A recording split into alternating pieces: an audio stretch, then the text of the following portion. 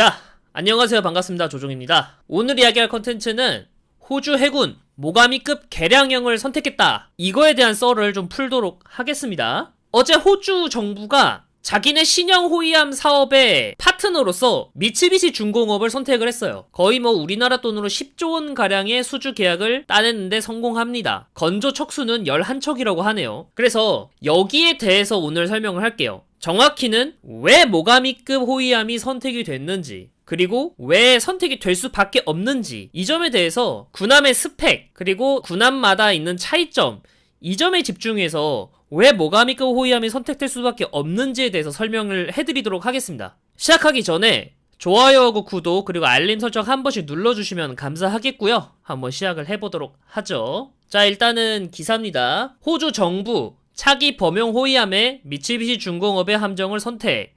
8월 5일 기사입니다. 호주 정부는 2025년 8월 5일, 그리고 어제죠, 호주 해군 차기 범용 호위함으로서 미쓰비시 중공업의 모가미급 호위함의 성능 향상형인 레이와 6년도형 호위함을 선정했다고 발표했다라고 합니다. 이 레이와 6년도형, 이게 뭐냐라고 말할 수 있는데, 이게 이제 모가미급 호위함 개량형입니다. 대략적인 스펙을 보면 기존에는 모가미급보다 더 배수량이 커지고, 이 형상을 이제 호주에 제안을 했거든요. 그게 지금 당첨이 된 거예요. 그래서 정확히 말하면 모가미급 호위함을 선택한 게 아니라 모가미급 호위함 개량형을 선택했다라고 생각하시는 게 맞습니다. 그러면 정확히 호주는 어떤 사업에서 모가미급 호위함을 정했냐? 바로 프로젝트 C3000이란 이름입니다. 우리나라는 숫자만 좀 많이 강조하다 보니까 이렇게 말하는데, 여기서는 프로젝트 C3000이라고 얘기를 할 거예요. 이 사업은 N자급 호위함을 대체하기 위해서 총 11척의 신형 호위함을 도입하는 사업이고요.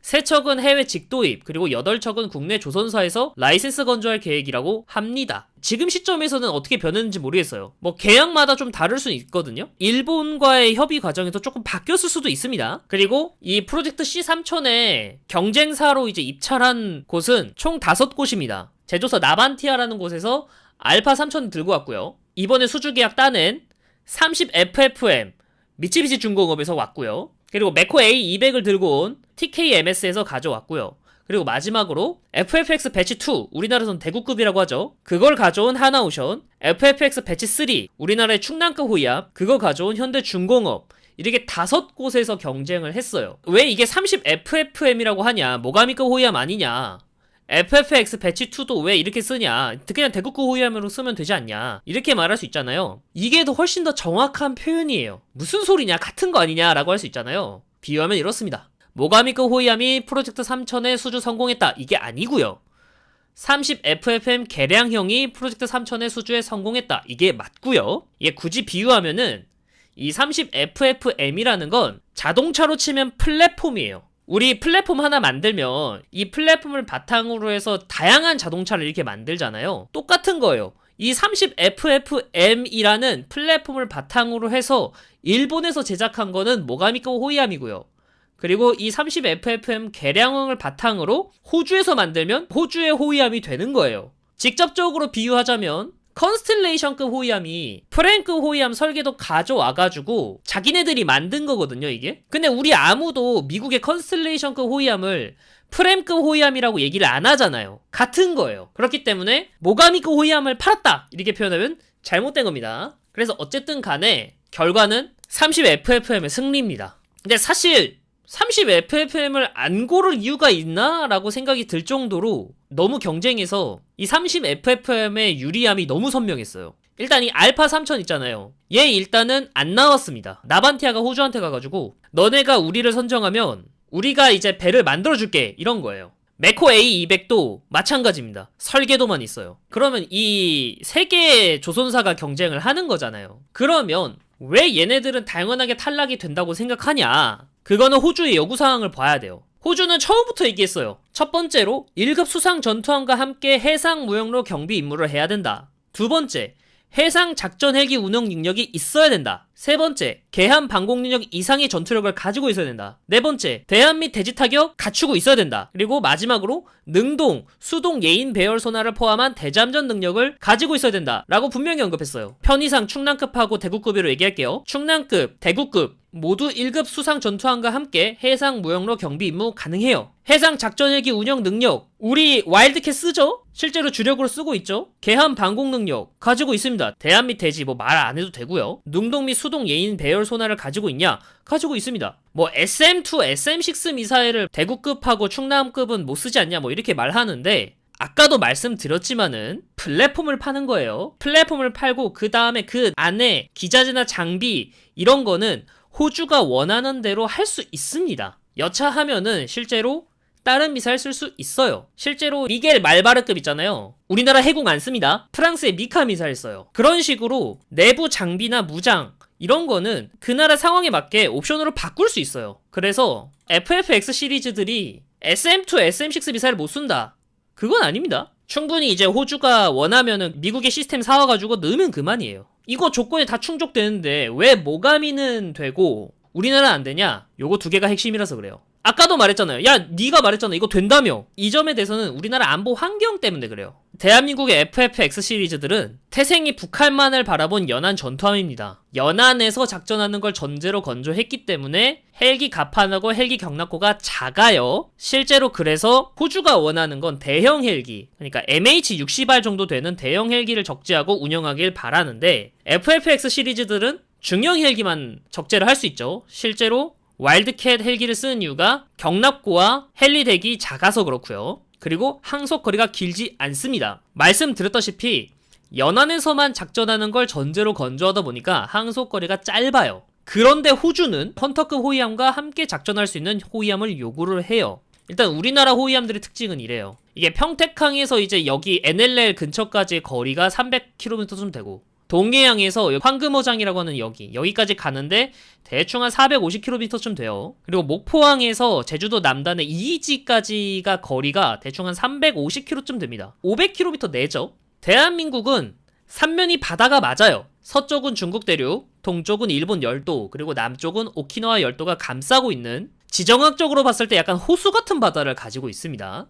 근데 반면에 우리나라는 북한의 위협과 중국의 위협을 동시에 대응해야 돼요. 그렇기 때문에 대한민국 해군은 장거리 항해하고 항속거리가 그렇게까지 많이 필요하지 않습니다. 중요하지 않다는 게 아니에요. 다른 우선순위가 앞선다라는 거지, 장거리 항해와 항속거리가 필요하지 않다라는 소리를 하는 게 아니에요. 그래서 결국은 우리나라가 선택한 건 한정된 배수량 안에서 무장을 많이 싣고, 그리고 이제 그 위협에 대응하는 전략을 가지고 있어요.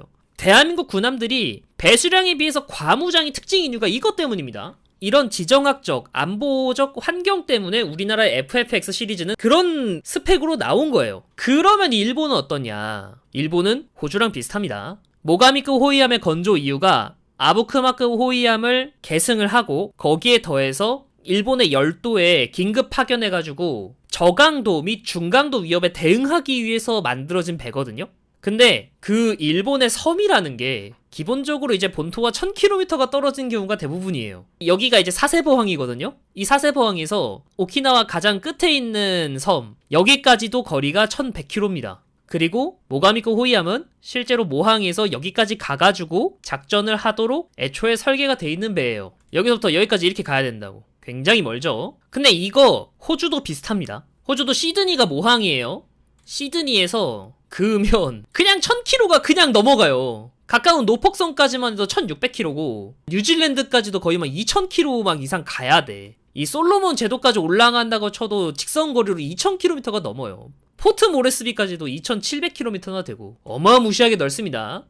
그래서 호주는 출항하자마자 남태평양이 넓게 뚫려있는 구조예요. 이거 일본이랑 비슷합니다. 일본도 보면 동쪽으로는 태평양이 뻥 뚫려 있어요. 그리고 실제로 일본은 이 태평양에도 섬이 있는 나라입니다.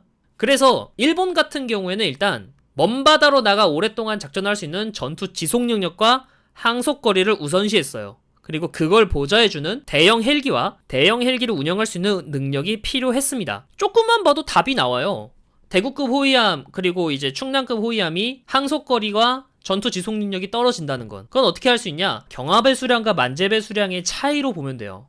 경하 배수량이라는 건 무슨 뜻이냐면 만재 배수량에서 화물, 연료, 밸러스트, 승객 등을 제외하고 보일러 구동용 물만 포함시킨 배수량이에요. 그러니까 1600톤 정도 차이가 나잖아요. 경하 배수량하고 만재 배수량이. 이 1600톤만큼 화물, 연료, 밸러스트, 승객 등이 들어간다는 소리잖아요. 근데 이제 승객은 해봐야 뭐 200명 이하로 들어가기 때문에 화물과 연료에 비해서 훨씬 가벼우니까 무시해도 될 정도잖아요. 그러면 대충 한 1500톤 정도가 진짜로 연료로 들어간다는 거예요. 그러면 연료가 1500톤이 들어가는 만큼 전투 지속 능력이 높고 항속거리가 긴 거지.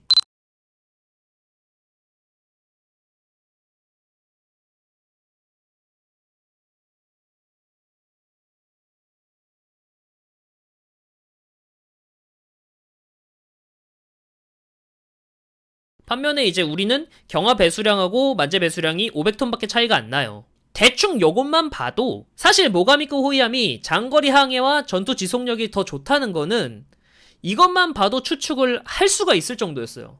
이 30FFM을 고를 수밖에 없다라는 생각을 했어요. 왜? 아까 말한 이유 때문에요. 이 한국배는 연안함의 특징에 맞춰져 있기 때문에 항속거리가 짧아. 그러면 선택지는 얘밖에 없잖아. 그래서 저는 당연한 선택이라고 생각을 했어요. 이 C3000 프로젝트에서 우리나라 조선사들이 다 탈락을 했다라고 얘기 들었을 때부터 아마 당연히 30FFM 고를걸? 이라고 생각을 했는데 예상대로 됐습니다. 근데 뭐 그렇다고 해서 이제 우리 언론에서는 마치 일본의 기술력, 자동화, 첨단화 뭐 이런 것 때문에 얘가 됐다 뭐 이런 식으로 얘기를 많이 하거든요. 얘가 과연 기술력이 좋냐? 라고 생각하면 저는 그렇게까지 기술력이 차이가 있나? 라는 생각이 들어요. 자, 일단 왜냐면 기술력이 좋다기엔 일단 얘 출발이 LCS 사업과 맞닿아 있습니다. 진짜 LCS처럼 모듈화 해가지고 상황에 맞게 그렇게 쓰자라는 소리를 실제로 했었습니다. 해자대에서 그 컨셉 문제가 있다고 뜯어 말렸대요. 결과적으로 아주 잘한 짓이죠. 기뢰전용 소나를 탑재해서 대잠전에 좀 부적합해요. 그리고 모가미급 이제 6번함인가 7번함까지는 VLS가 없습니다. 정확히 말하면 VLS를 탑재할 공간만 있고 VLS를 탑재를 안 했어요. 얘를 왜 빨아주지? 약간 이 생각은 했어요. 인천급 호위함은 VLS를 달 공간마저 없어가지고 아예 나중에 VLS 추가도 못하는데 얘는 나중에 추가도 할 수 있으니까 얘가 더 낫다. 왜 얘처럼 그렇게 안 했냐라고 말하는데 결론만 말하면 일단 인천급 호위함이 건조될 당시에는 인천급 호위함에 들어가는 그 VLS에 넣을 미사일이 아직 개발이 안 됐다. 근데 얘는 마크 41 VLS 있고 이 SSM 이미 있어.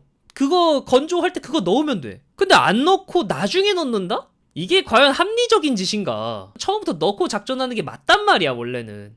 왜 굳이 공사를 2번 해? 그렇기 때문에 호주 해군도 지금의 30FF형이 아니라 레이와 6년도형 호위함을 선정한 이유가 이것 때문이라고 봐요. 그리고 뭐 첨단화 체계, 전투 체계 뭐 이걸로 승무원을 많이 줄였다. 이걸 장점으로 많이 우리 언론에서는 어필을 하거든요. 일본 방송에서 대놓고 인원이 부족하기 때문에 한 명이 2에서 3인 역할을 수행해야 된다고 말할 정도였어요. 보여드릴게요. 잠시만요. 여기 좀 보면은 이 모가미급 설명하는 거거든. 우리 뭐 이런 거 있다 이렇게 얘기하는 건데 뒤에 가면 여기도 이제 컴팩트하게 종래 호위함의 반수 이하 90명으로 운항 가능하다 뭐 이렇게 얘기하잖아요. 一人で複数の任務をご担当されているっていう場面が少子化によって増えてるのかなという。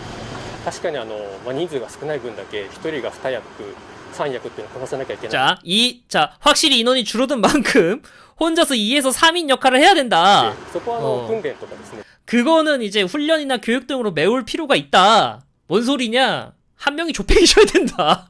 6시간 일해야 될 거 12시간 일해야 된다. 이 소리란 말이야. 그게 진짜 과연 좋은 거냐? 그래서 배 특징 자체는 장거리 항해하고 전투 지속 능력이 좋은 건 맞아요. 근데 정작 사람은 그걸 못 따라가고 있습니다. 사람은 기계가 아니에요. 자, 그래서 결론입니다. 일단 기본적으로 호주 해군이 30FFM 개량형을 선택한 건 필연입니다. 독일은 어떻게 살아남았냐 할 수 있는데 제가 봤을 때 독일이 살아남은 이유는 자기네 조선사와의 카르텔이 있기 때문이라고 생각합니다.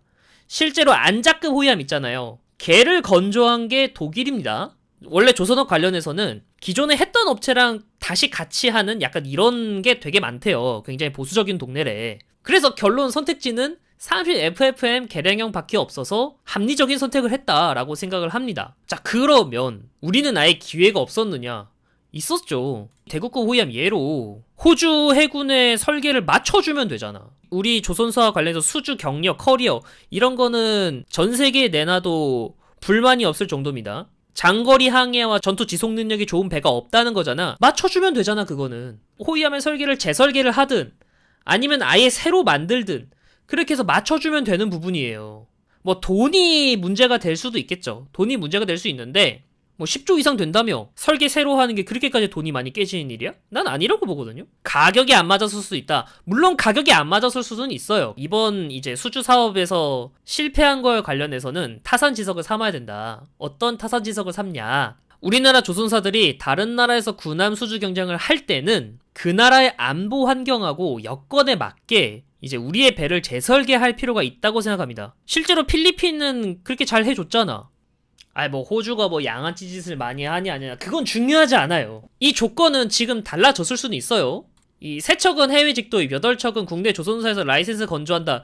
이것도 지금 일본이랑 이제 방산 협력을 하는 과정에서 이 조건이 달라졌을 수는 있는데 어쨌든 초반에 조건이 이거였잖아. 이 조건에서 우리한테 중요한 거는 이 3척 해외 직도입이에요. 호주가 뭐 잘하냐 마냐 중요하지 않아. 이거 기사 나오니까 어제 오늘 심포도지를 준내하던데 저거 수주해도 쟤네들이 약속을 지킬 거라는 보장이 없음 막 이딴 소리 하는데 아니 씨발 호주 조선사가 망하든 말든은 알바노라니까.